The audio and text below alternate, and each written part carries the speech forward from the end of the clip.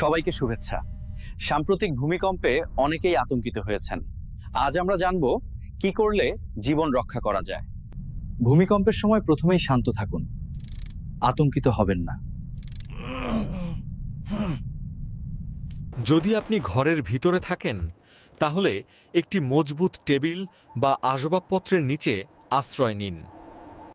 জানালা বা দরজা খুলে দ্রুত নিরাপদ জায়গায় চলে যান।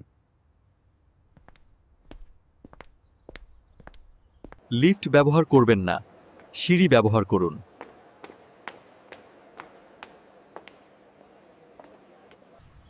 উচ্চ ভবন বা ঝুঁকিপূর্ণ স্থানের নিচে দাঁড়াবেন না। শিশু ও প্রবীণদের সুরক্ষিতভাবে সাহায্য করুন। বৈদ্যুতিক সরঞ্জাম ও গ্যাস বন্ধ করুন যাতে দুর্ঘটনা এড়ানো যায়। প্যানিক করবেন না, সহমর্মিতার সাথে অন্যদের সাহায্য করুন। জরুরি অবস্থায় 999 অথবা স্থানীয় উদ্ধার কেন্দ্রের নম্বরে যোগাযোগ করুন।